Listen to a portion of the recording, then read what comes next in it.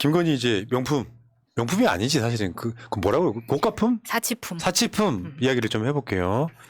이거 보통 일이 아닌데 정말 김건희나 윤석열은 망할 팔자인가 봐. 김건희 특검 앞두고 이게 터졌어. 특검의 명분이 더 생겼잖아요. 네. 근데 여기에 보니까 김건희가 사실상 명품 수수하고 이제 고가백 수수하고 국정도 언급하고 이랬었지 않습니까? 다시 한번 돌아가 보겠습니다. 눈물쇼. 이게 지금 저 자성 스님 눈물 흘린 것처럼 요거 들으면 다 기억하실 거예요. 김건희 주가 조작은 들어가 있지도 않았어요. 이 사과 기자회견에. 허위 경력 이력 기자회견입니다. 윤석열 후보의 부인 김건희가 나와서 남편이 대통령이 되는 경우라도 아내 역할에만 충실하겠습니다. 이거요. 이 약속을 어떤 대국민 사과도 없이 깼잖아요. 근데 순방을 할 때 부인 역할에만 충실해서 따라갈 수는 있어요. 거기까진 돼. 네. 심정적으로 아내 역할이라는 게 어디까지인지 모르니까. 근데 디올백 받으면서 나왔던 말들을 생각해보면 전혀 그렇지 않았다는 거죠. 그렇죠. 그러니까 말만 저렇게 대국민 거짓말을 해놓고 윤석열이가 취임하면서 영부인이라고 부르지 마라. 여사라고 불러라. 그 다음에 그 제2부속실 폐지하면서 김건희를 뭔가 감시할 수 있는 모든 걸 다 없애버렸단 말이에요. 저 때만 해도 그럼 영부인 활동을 안 할 것처럼 생각을 했지 누가 폐지를 한 다음에 활개를 칠 거라고 생각은 못 했었죠. 거기다가 하나 더 있었지. 나중에 점입 과경이지. 김건희 여사 접견실이 마련된다. 5층 집무실에 김건희 접견실이 마련된다는 이야기가 있어요. 뭔가 이상했어 우리가 그때. 그러니까 대선 끝날 때까지는 안 나왔어. 당선되고 나니까 기어 나와가지고 본색을 드러내는데 미치겠더라는 거죠. 이번에 그 서울의 소리 방송에서 자세히 보시면 이걸 캡처하신 분이 계세요. 대통령 봉황 마크가 아크로비스타 사무실에 걸려 있었습니다. 진짜 이거 보고 깜짝 놀랐습니다. 이게 진짜 느리게 해가지고 딱 캡처한 부분인데 이게 이런 게 붙어 있으면 방문하는 사람들한테 좀 더 여기가 청와대는 아니지만 청와대 느낌이 나게끔 저게 도대체 왜 붙어 있는 거죠? 뭔가 김건희의 초라한 정신세계를 보여주는 것 같아가지고 좀 섬찟하네요. 아니 그리고 뇌물을 들고 오는 사람들한테도 뭔가 신뢰를 주는 거잖아요. 마치 여기가 뭐 부속실 같은. 근데 이게 저 봉황마크를 붙여놓고 맨발에 가래뱉고 그게 사실 전 진짜 상식적으로 납득이 안 됩니다, 진짜. 특히나 이제 가래 이야기가 나와서 그 생각난 건데 제가 이제 어머니 병간호를 한 6개월 정도 했었거든요. 그때 중환자실이나 일반 병동에서 가래를 뱉지 못해서 힘들어하는 환자들을 엄청 많이 봤습니다. 특히 이제 어머니들은 평생 침을 뱉어 본 적이 없기 때문에 가래가 끓었을 때 이걸 어떻게 처리를 해야 되는지 몰라서 하루에 한 번 내지 두 번 정도 이제 간호사가 돌면서 석션을 해줘요. 그러니까 폐렴 증세가 있는 분들은 거의 대부분 가래가 올라오잖아요. 근데 이 가래를 어떻게 뱉을 줄을 모르니까 굉장히 힘들어하세요. 예. 그래서 이제 석션으로 뽑아주는데 그런 분들을 저는 대부분의 여성이라고 생각을 했는데 남이 보는 앞에서 그러니까 손님이 앞에 있는데 진짜 대단한 거죠. 했다는 지금 거 이제 진짜. 오늘 이야기는 가래 이야기는 계속 많이 나왔기 때문에 그만하시고요. 오늘 핵심은 이게 아니야. 그 다음 거 한번 보여줘봐요. 저는 남북 문제가 제가 좀 나설 생각이에요. 정말로. 그래야 되고 남북 통일을 해야 되고 그래서 북한 주민이 너무 안 됐고 뭐 어쩌고저쩌고 우리 목사님도 한번 그게 저랑 같이 할 일 하시고 실제로 김건희가 국정 개입을 합니다. 북인권 심각한 문제다. 북인권 개선 위해 노력해야 된다라고 이야기를 해요. 저때 대통령 인척합니다. 2023년 올해입니다. 올해 4월에 가서 원비어 가족들을 만나고 오죠.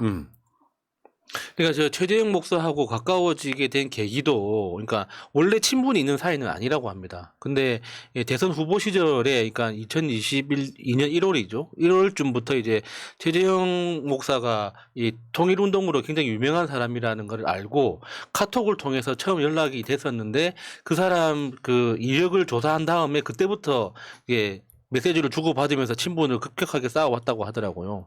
그러니까 그게 뭐 북한 문제에 대해서 전문성이 있다고 인정을 했기 때문에 그런 관계가 만들어진 거 아니겠습니까? 그러니까 지금 실제로 그 말이 행동으로 옮겨졌다는 이야기 하는 거고요. 네. 그 다음 거 한번 보여줘봐요. 요거 사실은 저렇게 말 안 했어요. 언론이 헤드라인을 좀 보충해 준 거예요. 김건희가 뭐라 그랬냐면 윤석열이라고 말 안 하고 임기 내에 개 식용 종식을 추진하겠다 그랬어요. 내 본분이라고 그랬어요.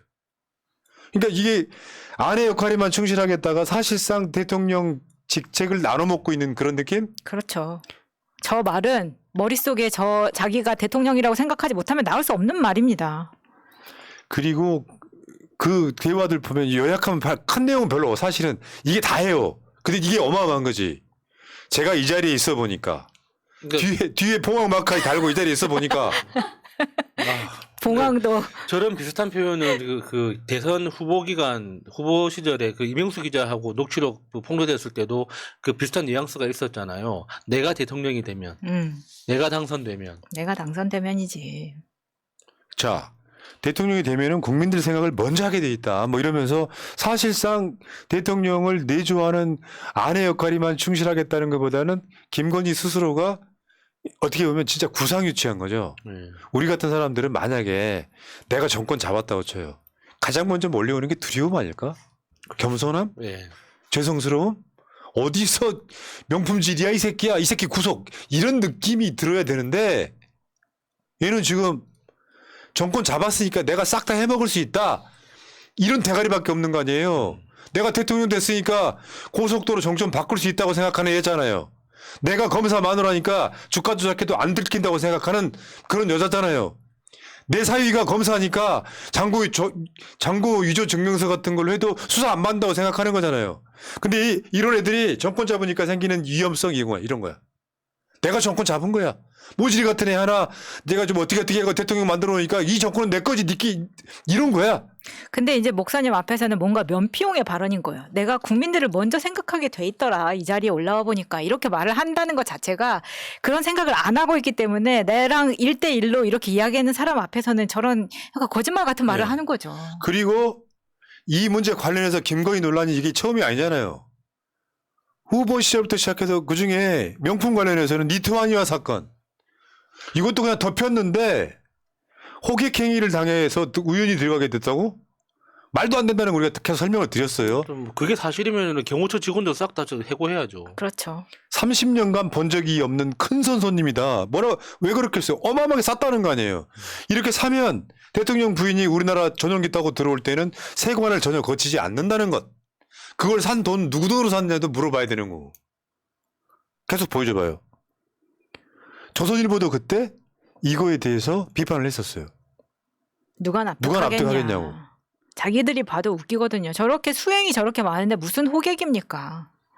그리고 유럽의 저런 매장에는 우리가 생각하는 뭐 백화점의 명품만큼 많이 들어가 있지 않거든요. 저런 데까지 굳이 가서 그리고 제가 저기를 잘 아는 친구한테 들어보면 저기는 찾아가지 않고서 그냥 지나가면서 들을 수 있는 데가 아니라는 거예요. 자, 그다음 리투아니아 언론이 당시에 김건희 관련 기사도 나왔었습니다. 여러 스캔들이 있다. 그 이유는 영부인의 전 직업인 여주인 때문이다. 여주인이 아마 시키면 여기 번역 때문에 그런 거죠. 그런 거지. 약간 호스테스 뭐 이런 거죠. 자, 그게 여주인으로 그렇죠. 번역된 거예요? 근데 그 당시에 윤석열 측근 중에 한 명이 국민의힘 이용 대선 때 수행실장이었던 이용 비례대표 의원이 그때 이렇게 말했었어요. 하나의 외교 행보다.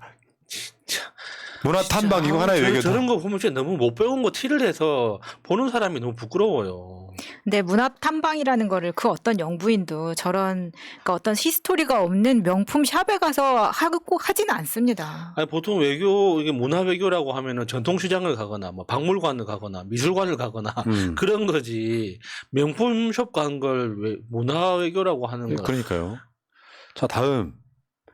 여러분들 기억하시겠지만 이것 말고도 명품 논란 말고도 무슨 뭐 수의계약 어쩌고저쩌고 관저 리모델링 어쩌고저쩌고 정말 수도 없이 많은 논란들이 있었잖아요. 근데 이 기사가 놀라운 거는 이게 지난달 기사라는 겁니다. 2023년 11월에 또다시 외교부 공관 행사동을 리모델링 한다고 입찰 공고를 시작했어요. 김건희가 말했던 그 학고방이요. 학고방 리모델링을 지금 도대체 몇 번째 하는 겁니까? 자, 누구한테 이거 계약 줬죠? 밝히라고 하면 기밀이라 안 된다고. 그래서 지금 조달청 또 DB 한번 정지시키고 그렇게 하는 거 아닌가라는 생각이 그래놓고요, 드는 거죠. 윤석열이가 김건희랑 공범이라고 하는 이유는 뭐냐면 자기 부인이 그런 짓거리 하고 다니면 멈출 수 있어야 되잖아요. 네. 안 멈춰지잖아.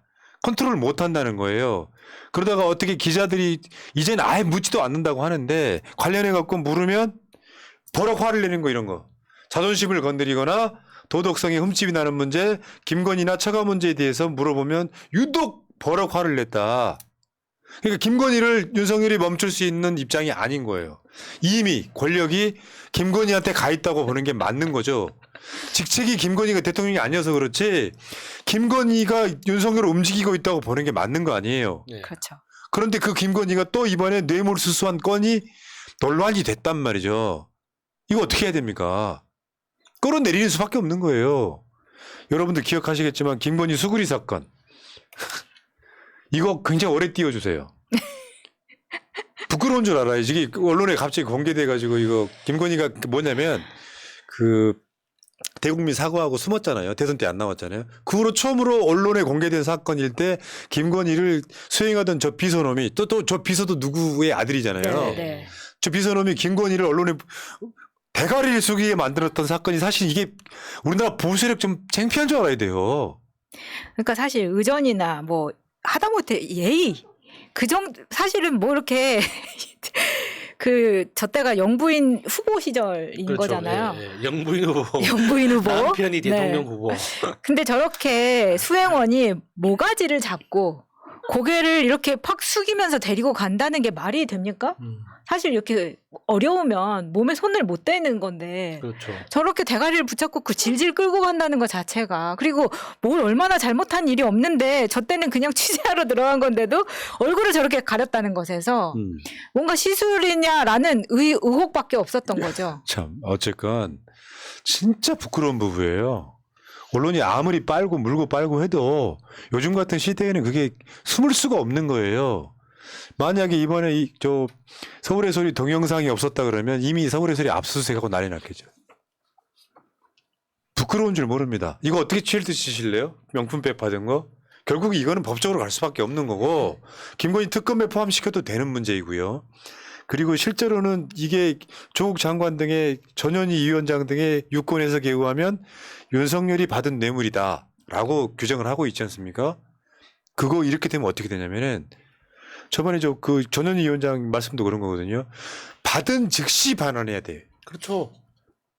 그리고 받은 즉시 신고를 해야 돼. 그게 법에서는 3일 내에 72시간 내에 줘야 된다고 돼 있다고 들었는데 1년 동안 보관하고 있으면 그게 안 되지. 내 겁니까? 상대방 겁니까? 아니 그리고 이 반환 창고에 대해서는 반환 창고 이야기가 나왔다는 것 자체가 받았다는 것을 인정하고 있는 것이기 때문에 반환 창고가 실제로 존재한다면 이 안에 무엇이 들어있는지 리스트 다 공개해야 된다고 보고 사실 반환을 하려고 했으면 반품을 하더라도 최대 7일 이내에 해야 되는 겁니다. 지금 1년이 넘었다고 하는 것은 사실은 이 가방이라든가 뭘 받은 것 안에 어떻게 보면은 김건희 입장에서는 가방은 그냥 껍데기에 불과한 거예요. 흔히 말하면 돈 봉투에 불과하다고. 가방은 그냥 그 창고에 넣고 알맹이만 빼갔을 수 있는 거예요. 그건 누구도 모르는 겁니다. 저는 그러니까 그 부분이 가장 있다고 보는 거죠. 대통령실에서 반환 창고라고 이야기를 했다면 제일 먼저 제시를 해야 되는 건 그 목록 대장을 제시를 했어야죠. 그래서 이게 언제 받은 거고 언제 반환 계획이 있다. 그래서 관리를 하고 그렇지, 있다. 그렇지. 이렇게 이야기를 해야 되는데 반환 창고라는 거 존재한다는 이야기는 했는데 그동안 청와대나 대통령실 근무 경력이 있는 사람들한테 물어보면 반환 창고의 존재 자체를 몰라요. 그러니까 없었다는 거잖아요. 이전 정부까지는. 그러니까 정말 사악하다 이런 생각이 들고요. 결국 김건희 때문에 윤석열은 망할 것이다. 첫 번째. 첫 번째 이유가 김건희. 두 번째 무능. 이 순서대로 갈 거라고 일단 보고요. 자, 참. 김건희 국정농단이라는 말이 전혀 이상하지 않은 시점까지 왔다. 오늘 주제가 그거예요. 뇌물 받는 자리에서 한 말이 실제로 이루어지고 있었구나. 예. 남북관계부터 시작해가지고. 야. 자. 김영일님, 분노의 똥심님, 이분 광딸이죠. 아따 살벌하시네. 분노의 질주님이랑 집안 되시나? 이렇게. 아, 그렇군요. 다음에 동해의 푸른바다님, 10번째 슈퍼챗을 함께 축하해드리겠습니다. 감사합니다. 와, 감사합니다. 김영일님, 푸나성님, 우리 집사람이랑 이제 집사람 저 사모님은 음력이신가 봐요. 따님은 양력 생일이 같은 날이네. 축하해 주시면 좋겠는데 오늘 지갑이 축하합니다. 탈탈 털리는 날이지만 기분 많은 업이네요. 축하드려요. 김영일님 사모님 그리고 따님 생일 축하해요. 축하해요. 축하. 잘 태어나셨어요. 고맙습니다. 자, 새날은 지금 오늘